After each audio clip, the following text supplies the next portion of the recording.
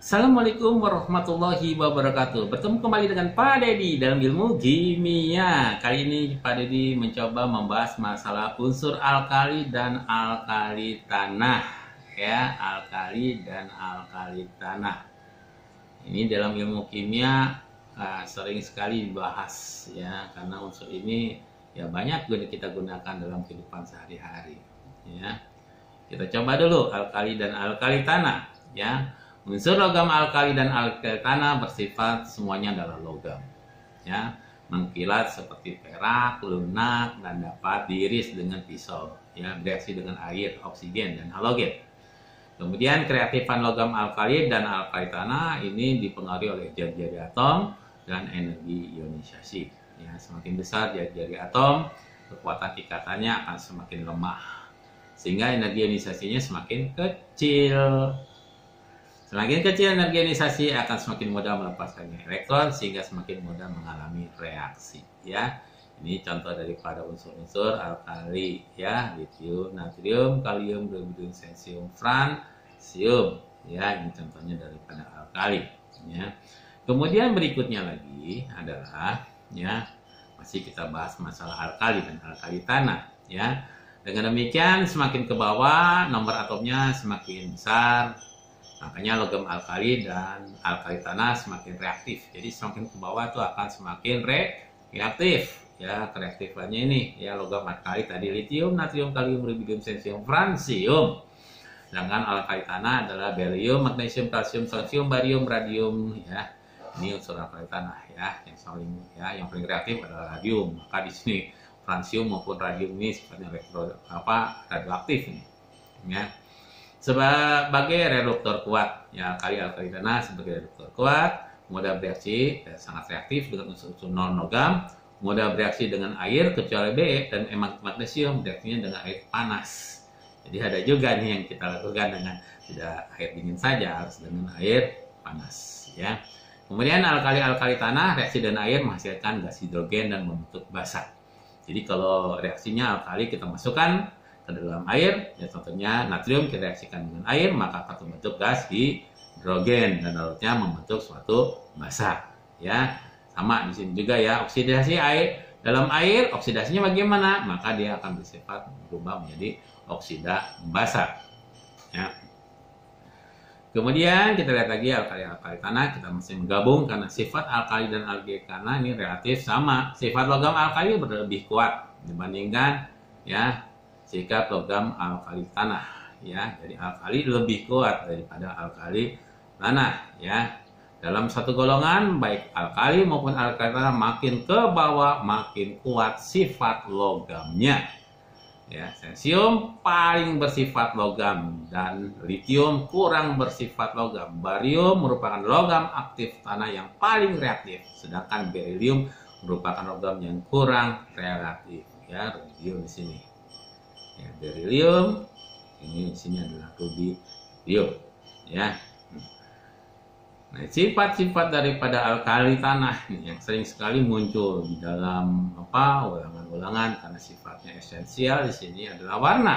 Sifatnya dari atas ke bawah tadi jari-jari atomnya dan massa jenisnya, rapatannya bertambah sedangkan tip cairnya dan tip bidinya berkurang. Mengkilat, konduktor lunak, titik layarnya tinggi. Ya, memancarkan spektrum emisi. Ini harus hafal nih. Ya, harus hafal. Ya, litium itu warnanya merah tua. Natrium kuning. Kalium ungu, rubidium merah, ya, kebiruan, dan cesium warnanya biru. Tolong dihafalkan, ya. Karena ini penting sekali untuk Anda semua. Dan kemudian sifat-sifat daripada alkali, ya. Dari atas ke bawah energi ionisasi elektronnya berkurang sedangkan potensial elektronnya bertambah. Energinya rendah, reduktor kuat, elektronegatifnya rendah dan mudah bereaksi dengan air. Ini sifat-sifat daripada alkali, ya. Nah, ini kita lihat lagi gitu kan. Jadi kegunaan dari alkali itu, ya, litium digunakan untuk membuat baterai bervoltase tinggi. Ada makanya dikenal baterai litium. Natrium benzoat digunakan sebagai pengawet makanan dan minuman. Natrium nitrit digunakan sebagai pengawet daging dalam pembentukan sosis. Tahu sendiri kan, ya. Monosodium glutamat digunakan sebagai penyedap makanan atau kita kenal dengan vetsin. Ya, jangan terlalu banyak mengandung vetsin karena ini akan merangsang menjadi kanker. Ya. Natrium klorida digunakan sebagai garam dapur. Ya, ini ada penyedap rasa dan ya. Kemudian kalium adalah hidroksida digunakan sebagai pembuat sabun. Ya, jadi ada sabun kuat, ada sabun lemah. Nanti kalau ya sabun cair dan sabun padat, kalau ini sabunnya cair nih. Kalau untuk kalium, kalau natrium sabunnya sabun padat. Kalium bromida digunakan sebagai obat penenang. Ya. Kemudian ya sensium digunakan untuk mengubah energi cahaya menjadi energi listrik. Ya, solar cell kita gunakan dengan sensium. Ya, mudah-mudahan di negara kita yang pancaran mataharinya luar biasa baiknya bisa gunakan solar cell. Ya. Nah, sedangkan untuk sifat-sifat alkali tanah yaitu bersifat seperti alkali, mirip aja dengan alkali, ya, alkali tanahnya. Ya, dia mempunyai energi ionisasi kerapatan kelelehan yang lebih tinggi daripada alkali, memancarkan spektrum. Nah, ini apalagi lagi nih, berilium putih, magnesium putih, kalsium jingga, strontium merah, bata, dan barium adalah kehijauan. Ya, nah sifat-sifat dari kimia ini bagaimana nih? Ya, untuk alkali tanah, berilium dan magnesium membentuk oksida sehingga tidak bereaksi dengan air. Ya, ini makanya airnya air yang panas nih. Kalsium, strontium, barium bereaksi dengan air dan membebaskan hidrogen. Tadi sudah kita bahas. Garam-garam klorida semua larut dalam garam-garam karbohidrat tidak terlarut. Garam-garam hidroksida makin ke bawah makin sukar larut. Dan sedangkan garam-garam sulfat sebaliknya. Berarti semakin mudah larut. Ya. Ya. Kegunaan alkali tanah, berilium. Ya, berilium dipakai pada tabung silang X. Magnesium digunakan untuk menetralkan asam lambung. Ini untuk penyakit-penyakit mah bisa kita gunakan magnesium di sini. Magnesium oksida bahan tungku pemanas. Magnesium sulfat garam-garam Inggris untuk pupuk. Jadi satu unsur saja bisa digunakan bermacam-macam, ya, tergantung kegunaan-kegunaannya. Kemudian kalsium oksida digunakan sebagai bahan bangunan untuk membuat plester, cat tembok dan kapur tulis.